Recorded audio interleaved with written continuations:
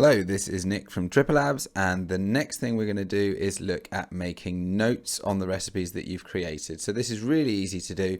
The first thing we would say is that we really recommend when you're vaping the flavors that you've made, bring up the sliders for that revision so that you can see what was in the recipe. That's exactly what's been poured into your bottle. So it will help you understand, learn more about getting calibrated with the different ingredients' strengths.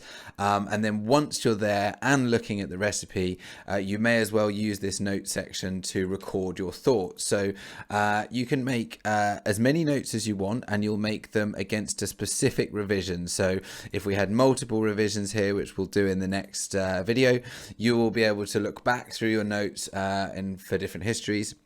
So maybe a good idea for the summary is to write down the device you used, maybe a note on the wattage, for example, and you can make some notes perhaps with the filtering. So let's say the menthol strength is good, need to reduce the blackcurrant by 5%. Simple.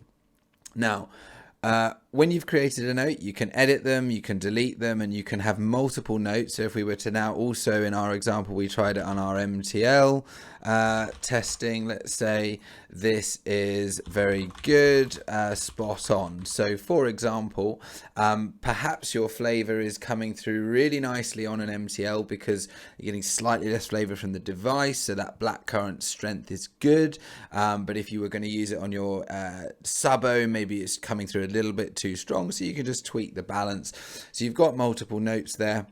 As a general bit of advice on making changes, you'd be surprised how big the impact of relatively small changes can be. So we would recommend 5 to 10%. So that was on 34. So if I was looking at making a new revision, maybe I'd be looking at, actually it was the blackcurrant I wanted to bring down.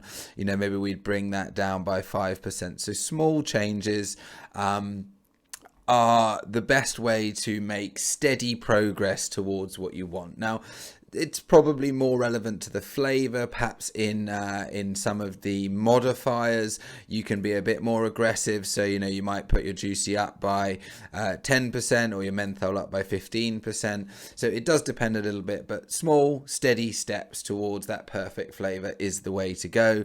And your notes are a great way of recording those. So you don't need to click any special save buttons. This is to do with your sliders.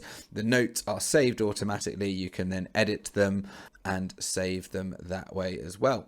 So there's notes, easy introduction. Definitely use your sliders when you test flavors for the first time, and using the notes is a great way to record your thoughts. Thanks very much. In the next video, we will look at making new revisions. See you there.